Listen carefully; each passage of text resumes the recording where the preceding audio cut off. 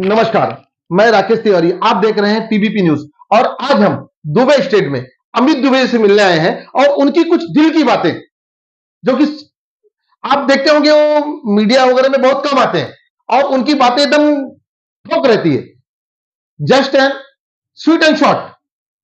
उनके बोलने में जो एक महत्व रहता है और उनकी बातों में जो चीजें सच्चाई रहती हैं।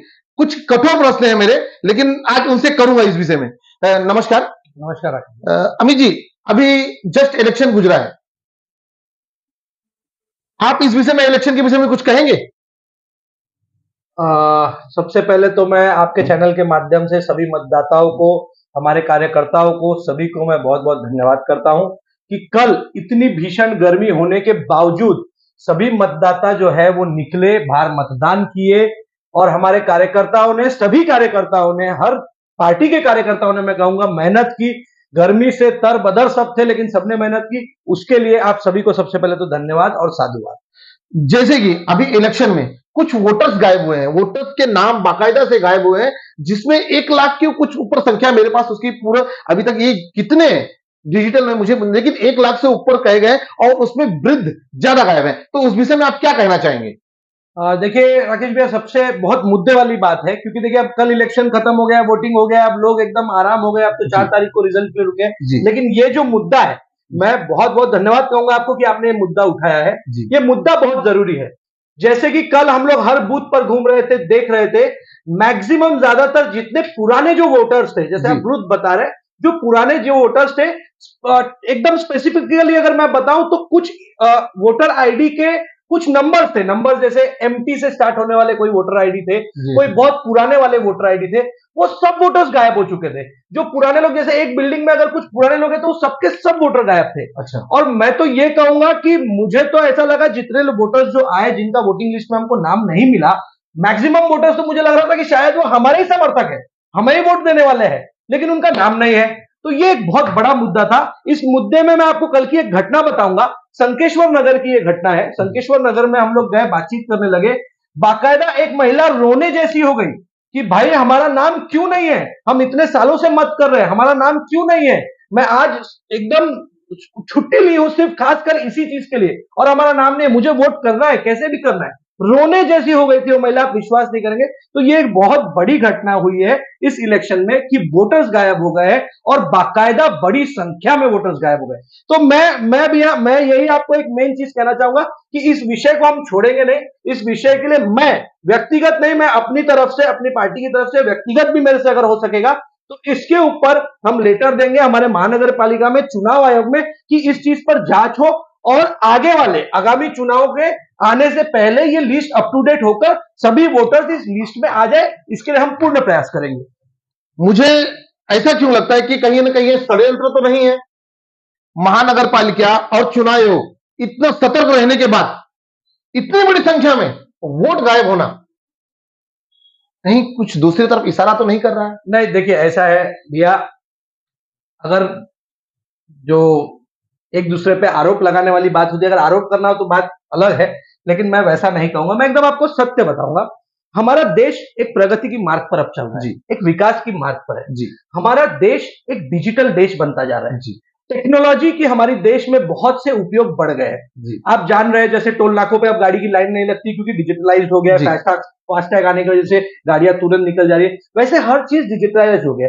पहले हम लोगों से डॉक्यूमेंट लेते थे, जमा करते थे, फिर महानगर पालिका में देंगे, चुनाव आयोग में देंगे, तब वो इलेक्शन कार्ड बनेगा, तब ये सब प्रक्रिया थी। अब तो ऐसा नहीं, अब तो मोबाइल पे आप खुद ही अपना बना ले रहे हैं। तो मुझे जहां तक लगता है, मेरा जहां तक अंदाज है कि ये कोई एक टेक्निकल एरर हो सकता है जो कि हुआ होगा। तो ये अगर एक एरर है तो इसको सुधार करने के लिए ही हम कह रहे हैं कि हम ये लेटर देंगे, हम निवेदन करेंगे कि इसको अपडेट कराया जाए और इस विषय पर ध्यान दिया जाए। षड्यंत्र होना मेरे हिसाब से तो ऐसा नहीं है, क्योंकि भाई 1 सवा लाख वोटर हर वोटर के होंगे, सिर्फ वो किसी एक पार्टी के नहीं हो सकते, हर पार्टी के वो वोटर होंगे, लेकिन वो एक टेक्निकल एरर की वजह से ये गलती है।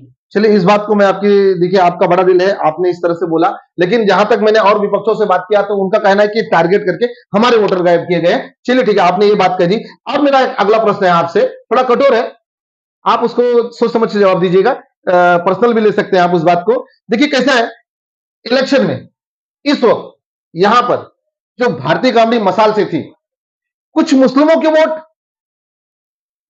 कुछ मुद्दों को लेके, कब्रिस्तान के मुद्दों को लेके विभाजित हुआ। क्या आप लोगों को मुस्लिमों के वोट मिले हैं कि नहीं? देखिए राकेश भैया, ऐसा है कि अब जो है, अब हमारा देश उस धार्मिक सोच में सिर्फ नहीं रह गया है कि मैं हिंदू हूं, मुस्लिम हूं, सिख, ईसाई, ये सब अब कहने की बातें है। लोग विश्वास करते हैं विकास पे। तो हमारे पास मुस्लिम वोट नहीं करते, यानी भारतीय जनता पार्टी को मुस्लिम वोट नहीं करते। अगर ऐसा होगा तो ये सरासर गलत है। अरे हमारे तो पदाधिकारी भी है मुस्लिम जो हमारे साथ काम कर रहे हैं, तो वोट तो हमको मिला है। हाँ, ये हो सकता है कुछ वोट प्रतिशत वहां गया हो, कुछ वोट प्रतिशत वहां गया हो, लेकिन हमको मुस्लिम वोट आया है, जिसमें मैं आपको सबसे बड़ी बात बताऊं कि महिलाएं, मुस्लिम महिलाएं का तो टोटल का टोटल वोट हमें भारतीय जनता पार्टी को मिला है। क्या बात है, आप ये कह रहे हैं तो मुझे भी इस बात पे कुछ तो संदेह था कि महिला का झुकाव आपकी तरफ है। अब मेरा अंतिम सवाल है आपसे कि आगे की आपकी रणनीति, आने वाला 2 चुनाव है, उसमें क्या रहेगी और कैसी रहेगी? देखिए, हम लोग एक कार्यकर्ता है, कार्यकर्ता के रूप से काम करते हैं। भारतीय जनता पार्टी में हमें यही बताया गया है, यही सिखाया गया है कि एक कार्यकर्ता के रूप में हमें काम करना है। इस लोकसभा इलेक्शन में भी हम एक कार्यकर्ता के रूप में काम कर रहे थे, और इलेक्शन से पहले भी हम काम करते आ रहे थे। लोगों तक योजनाएं पहुंचाना, लोगों के हर सुख दुख में रहना, खड़े रहना, इसमें हम लगे हुए थे।